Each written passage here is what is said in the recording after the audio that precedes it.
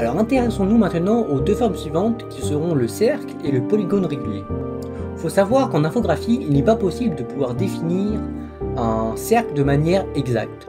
En réalité, pour pouvoir définir un cercle de manière assez cohérent, on va dire correcte, en infographie, on va le définir par l'intermédiaire des polygones réguliers, et plus particulièrement des polygones réguliers convexes. Il existe d'autres types de polygones réguliers autres que le polygone régulier convexe, mais nous on va s'intéresser à ce type de polygone régulier ici. La particularité d'un polygone régulier convexe est qu'il peut s'inscrire dans un cercle ayant comme distance entre les points une distance égale.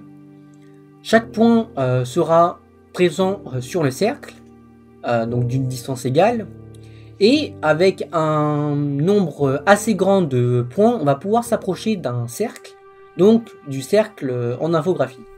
Donc on verra quel nombre on va choisir dans notre cas pour notre cercle ici, mais de toute façon on pourra le changer si on le souhaite plus tard.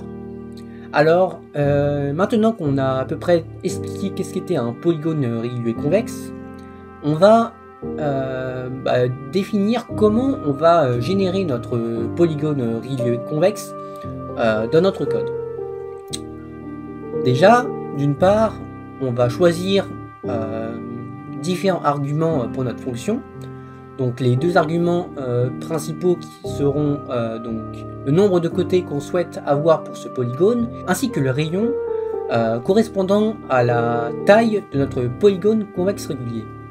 Comme je vous l'ai dit, un cercle peut envelopper ce polygone régulier, et c'est notamment le cercle que l'on souhaite approcher pour un cercle en infographie. Maintenant, on va définir l'algorithme permettant de pouvoir générer nos différents points. Alors, pour faire cela, on va procéder en plusieurs temps. Donc dans un premier lieu, on va déjà définir un premier point, donc qui va fonctionner de différentes manières dans le cas où on est dans un polygone régulier convexe pair, et le cas où on est dans un polygone régulier convexe impair. Dans le cas impair, c'est assez simple, on va définir notre premier point avec le point qui se trouve au milieu en haut. La coordonnée x sera égale à 0 et la coordonnée y sera égale au rayon que l'on aura choisi. En ce qui concerne le polygone pair, et bien là on va fonctionner différemment. On va toujours calculer un premier point qui va également se trouver au milieu en haut, donc coordonnée x0 et coordonnée y égale au rayon.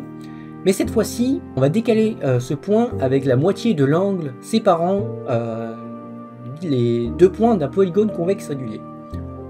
Pour pouvoir trouver l'angle séparant deux points dans un polygone régulier convexe, eh bien on va diviser donc 2π par le nombre de côtés qu'on aura choisi pour notre polygone convexe régulier. Donc c'est assez simple pour pouvoir trouver le premier point de ces deux types de polygones convexes réguliers, donc impair et pair. Pour pouvoir trouver les autres points de notre polygone régulier convexe, on va tout simplement itérer avec l'angle entre deux points, donc 2π divisé par le nombre de côtés, et trouver les autres points en itérant dans le sens d'une aiguille d'une montre. Donc par exemple dans un pentagone, on va d'abord prendre le point 0, puis trouver le point 1, puis trouver le point 2, le point 3 et enfin le point 4. Pour pouvoir trouver un point dans un polygone régulier convexe, et notamment dans un cercle, avec un angle, on va utiliser les deux fonctions trigonométriques suivantes, donc le cosinus et le sinus. Pour pouvoir trouver les coordonnées d'un point, on va faire le calcul suivant. Donc la coordonnée x sera égale au cosinus de notre angle, donc entre parenthèses, multiplié par notre rayon, donc le rayon qu'on aura choisi, et la coordonnée y sera égale au sinus cette fois-ci, entre parenthèses notre angle, multiplié par notre rayon. Enfin, il reste une dernière chose à faire, c'est de pouvoir définir les triangles que l'on va envoyer à OpenGL. Alors pour pouvoir définir des triangles dans un polygone régulier convexe, il existe plusieurs manières de procéder, mais une manière assez simple de faire, c'est de pouvoir trianguliser notre triangle en éventail. On va prendre un premier point, donc le point qu'on aura choisi au départ, et on va constituer un triangle en itérant dans le sens d'une aiguille d'une montre. Donc si on prend le pentagone, on va prendre le point 0, puis le point 1 et le point 2, donc qui va former notre premier triangle. On va prendre le point 0, puis le point 2, puis le point 3 qui formera notre deuxième triangle. Et enfin, on va prendre le point 0, le point 3 et le point 4. Tout ceci vont former un ensemble de triangles, donc dans le cas d'un pentagone, 3 triangles. Mais on pourrait également le faire pour un octogone, un carré, un cercle à n côtés, je sais pas moi, 20 côtés par exemple, pour pouvoir définir notre cercle, donc pour pouvoir approcher notre cercle plutôt. Tout ceci va fonctionner également pour les autres polygones réguliers convexes. Alors maintenant du coup implémentons ça dans notre code tout de suite. Alors on va commencer du coup par implémenter la fonction createPolygone, createRegular convex polygone. Donc on va venir dans le header shape et renseigner notre fonction exactement comme la fonction rectangle et createRectangle et comme la fonction createTriangle. Alors createConvex, on va mettre d'abord regular convex polygone et entre parenthèses on va renseigner ces deux arguments plus un argument qui va correspondre au nombre de côtés de notre polygone régulier, donc side count, plus un radius qui va correspondre du coup à la taille de notre polygone.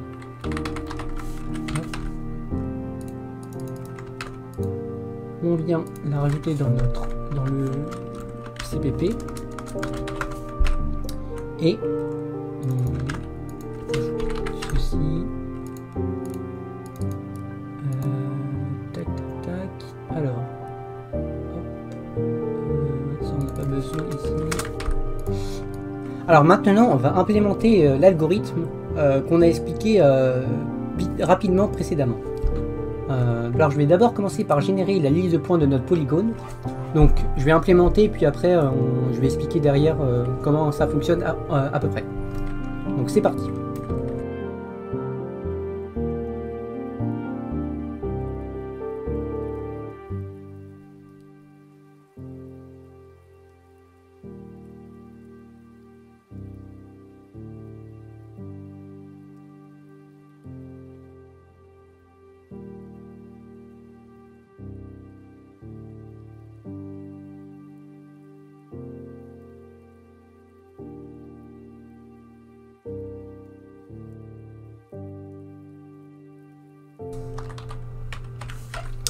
Ok, alors, donc, rapide explication de comment ça fonctionne. Donc déjà, on va initialiser un tableau de vertices contenant donc, le nombre de côtés de notre polygone régulier.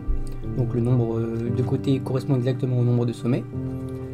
On va essayer de voir si notre polygone régulier est-il pair ou impair, c'est-à-dire est-ce que le nombre de sommets est pair ou impair.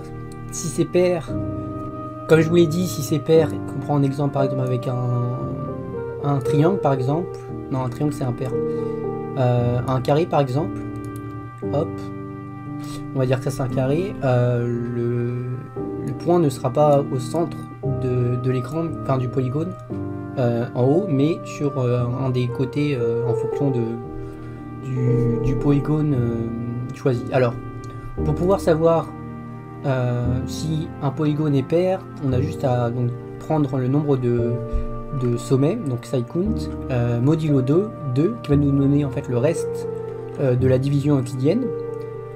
Donc si le reste est égal à 0, c'est qu'on est dans un cas pair. Par contre, si c'est égal à 1, c'est qu'on est dans un cas impair. Donc c'est plutôt simple. Mais maintenant, il faut pouvoir définir, pouvoir calculer l'angle sur lequel on va se baser pour commencer à calculer notre sommet. Donc on a deux cas. Hop, on va plutôt faire un cercle comme ça. Hop, c'est plus simple. Tac, on va faire deux cercles. On va mettre mettre un triangle. Hop. Et dans l'autre, on va mettre un carré, on va dire. Hop. Non, c'est censé être un carré, mais ouais, on va dire ça, c'est bon. Alors, donc comme je vous l'ai dit, ici, on va commencer ici. Et là, par contre, on va commencer ici. Donc, ce sera le premier point auquel on va choisir. Donc, celui-là, il est plutôt simple. On a juste à prendre le point, l'angle qui va être en gros perpendiculaire à l'axe des X. Donc un angle rectangle du coup. Hop, si on fait un angle rectangle ici, ça sera 2. On va prendre ça, hop, putain ça. Un angle de 90 degrés. Donc ici c'est 90 degrés. Vu que nous on n'est pas en degrés mais en radian, 90 degrés c'est égal à pi sur 2. Par contre, ici on n'est plus un angle de 80 degrés mais on a un angle de pi sur 2 moins l'angle entre deux points. Donc l'angle entre deux points, comme je vous l'ai dit, ça sera soit 360 divisé par le nombre de côtés, soit comme on est en radian, 2pi divisé par le nombre de côtés, donc n. Donc on a juste à faire pi sur 2 plus 2pi divisé par n. Ici je me suis trompé car il faut également diviser par 2, donc on prend pas tout ça mais on prend juste cette partie là. Donc 2pi divisé par n, hop,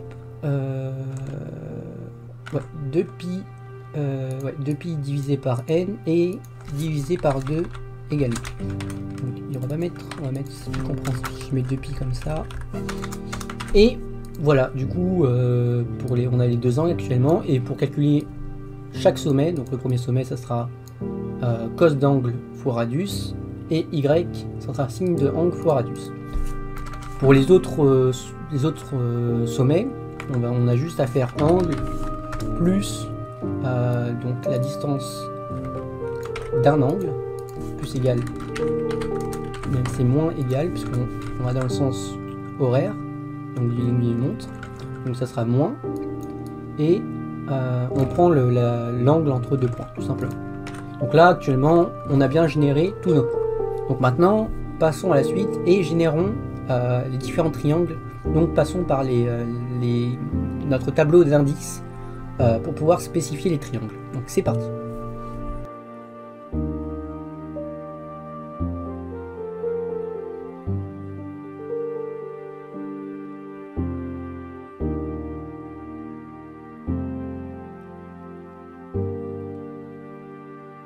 Alors l'algorithme est terminé, donc je vais juste expliquer rapidement ce que j'ai fait à l'instant. Alors je me suis permis déjà de renseigner du coup le tableau de sommet qu'on a initialisé juste ici. Donc c'est assez simple. Par exemple, si on prend un exemple d'un carré par exemple, hop, donc avec un square par exemple, hop. On aurait donc x, y, z qui correspondrait à notre premier sommet, puis x, y, z de nouveau, x, y, z et x, y, z. Donc 4 sommets, donc 4 fois multiplié par 3. Donc ça c'est notre tableau de vertices complet, et pour pouvoir donc renseigner à chaque fois chaque composante, ben, on a tout simplement à commencer par le sommet numéro 1, sommet numéro 2, et à chaque fois incrémenter de 3 pour pouvoir renseigner chaque composante. Donc c'est plutôt simple, à faire. Donc maintenant voyons comment on va renseigner, on attend que l'ambulance passe, là c'est bon. Donc maintenant voyons comment on va initialiser les triangles. Alors là c'est assez simple aussi.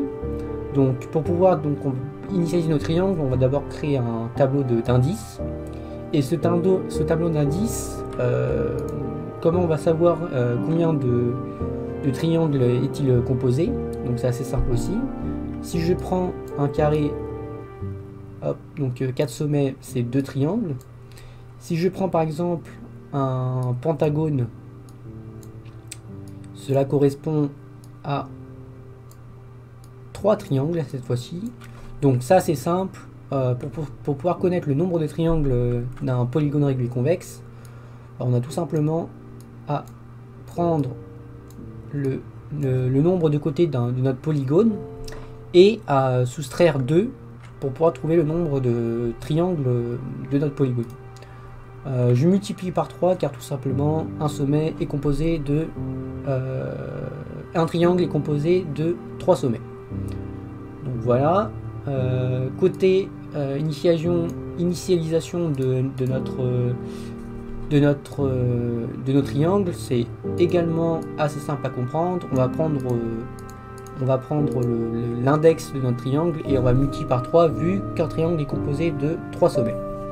Donc on fonctionne exactement comme avec les vertices.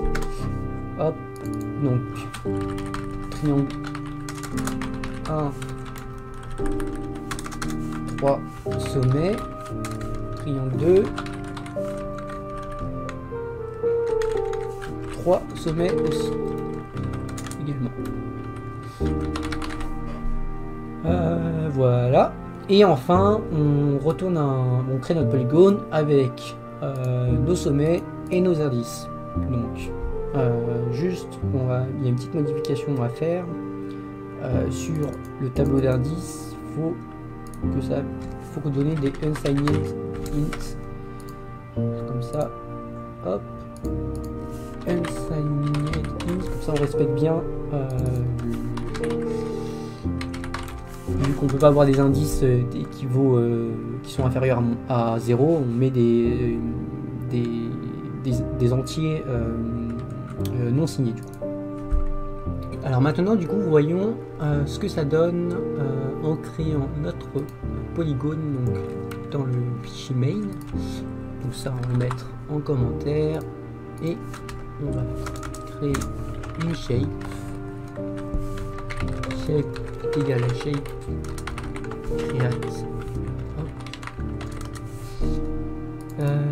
create create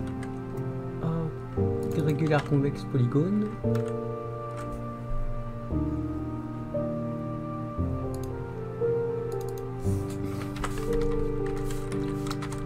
On y passe le shader, le type gel static draw.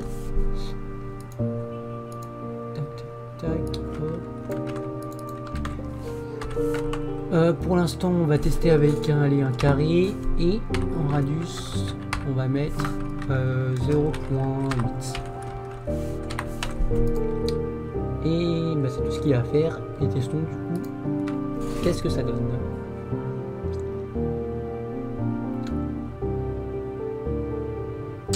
Du coup alors on a un rectangle mais c'est normal vu qu'on est vu que c'est des coordonnées entre 0 et 1, le mieux c'est pour pouvoir vraiment voir un carré, ce qu'il faut c'est avoir vraiment des coordonnées qui sont de la même longueur, donc la hauteur et la largeur qui soient égales à qui soient pareilles quoi. Donc là donc c'est pas vraiment ça. Hop. Alors si on va dans Windows, est-ce qu'on a bien mis ici hop, mais ça permet comme ça mweave, hop, et ici on va relancer du coup et on est bon. Et bah testons maintenant avec par exemple un pentagone avec donc 5 côtés, donc 5 sommets. Et on a bien un pentagone. Alors maintenant, donc on a bien un polygone convexe régulier. Donc voyons maintenant, pour pouvoir créer du coup la fonction create circle. Alors la fonction create circle va être si similaire, sauf que cette fois-ci, on va définir une valeur.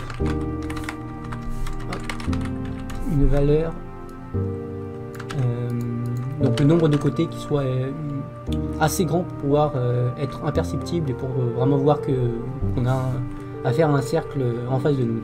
Donc on a hop et create circle. On vient ici.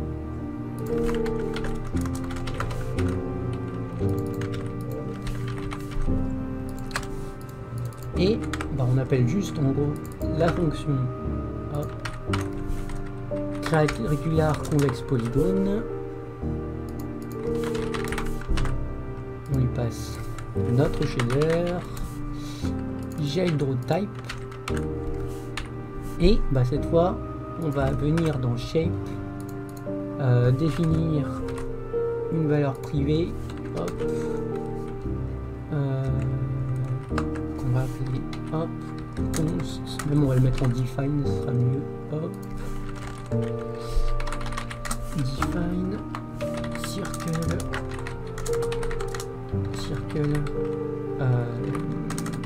side, et on va mettre 12 circle side, on va venir le define, on va le mettre tout en haut, ici, circle side,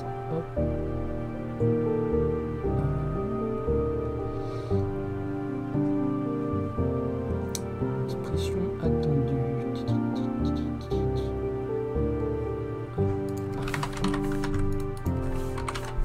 Alors,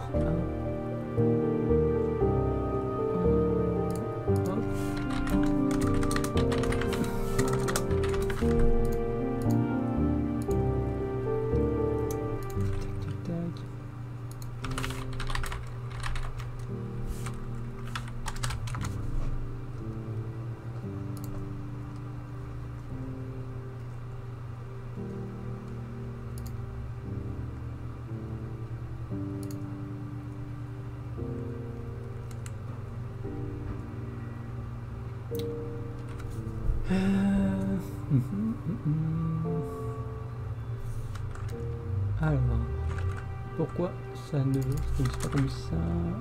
Oui. Hop, on va faire ça comme ça. Ouais, il est bon.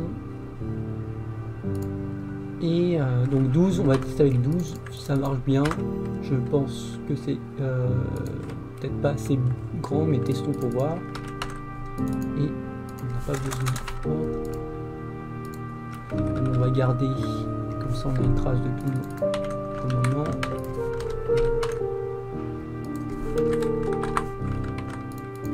Create circle. On enlève 5 et voyons ce que ça donne.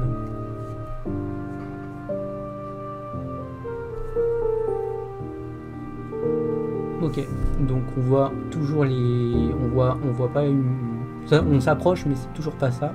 Donc on va juste augmenter la taille, le nombre de points. Dans tous les cas, comme je vous l'ai dit, on pourra pas avoir un truc parfait, mais on aura un truc presque parfait. Hop. Alors on va mettre 30 je pense que c'est suffisant.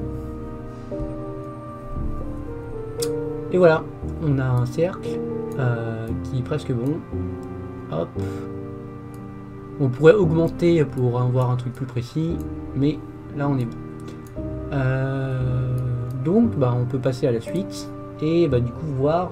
On va juste rajouter une dernière fonction pour terminer cette vidéo. On va créer une grille qui va permettre de pouvoir nous placer un peu dans l'espace et avoir les unités de notre espace écran du coup. Donc c'est parti, et dessinons une grille, et ça plutôt assez simple, mais voyons comment on va faire ça de manière algorithme. Donc c'est parti.